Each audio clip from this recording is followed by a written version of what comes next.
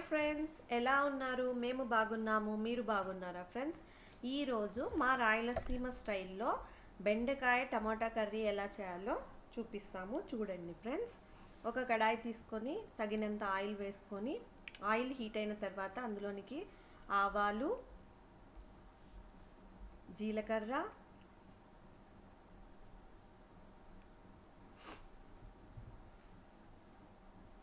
ఒక ఆనియన్ సన్నగా కట్ చేసుకున్నటువంటి ఒక మీడియం సైజ్ ఆనియన్, కరివేపాకు ఇది మంచిగా ఆయిల్లో ఫ్రై చేసుకోవాలి.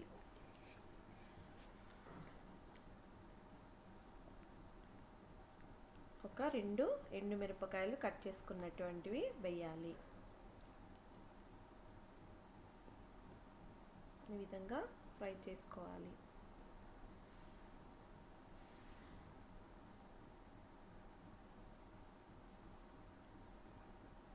ఈ విధంగా ఫ్రై అయినటువంటి ఆనియన్లోకి మనము శుభ్రంగా కడిగి తుడిచి కట్ చేసుకున్నటువంటి బెండకాయ ముక్కలను వేయాలి.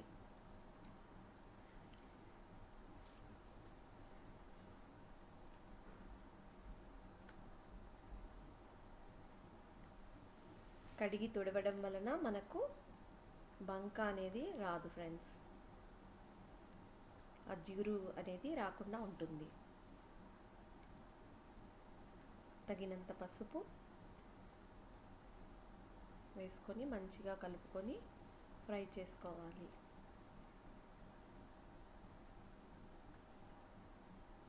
ఇది ఒక 70% కుక్ అయిన తర్వాత మనము టమాటోను యాడ్ చేసుకోవాలి.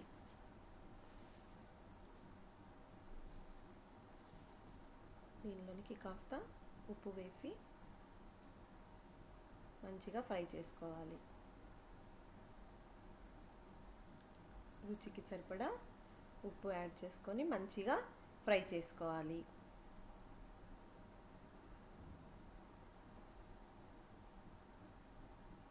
ఒక 70% కుక్ అయిందంటే మనము టమాటాను యాడ్ చేసుకోవచ్చు. టమాటా బిఫోర్ వేయటం వలన బెండకాయ ఫ్రై అవ్వదు.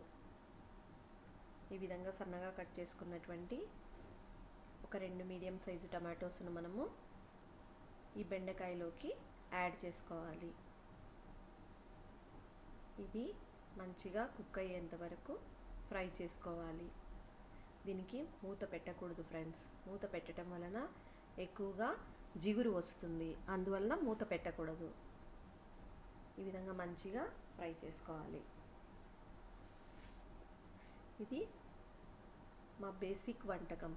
ఇది ఎవరైనా కూడా చాలా ఈజీగా చేసుకోవచ్చు. ఇది చపాతీలోకి, జొన్న రొట్టెకి, రైస్లోకి మంచి కాంబినేషన్. ఈ విధంగా ఫ్రై అయినటువంటి దానిలోకి రుచికి సరిపడా కారము, ధనియాల పొడి 1/2 స్పూను మంచిగా కలుపుకోవాలి. ఇది చాలా టేస్టీగా ఉంటుంది ఫ్రెండ్స్. Bye friends. షేర్ చేయండి, సబ్స్క్రైబ్ చేయండి.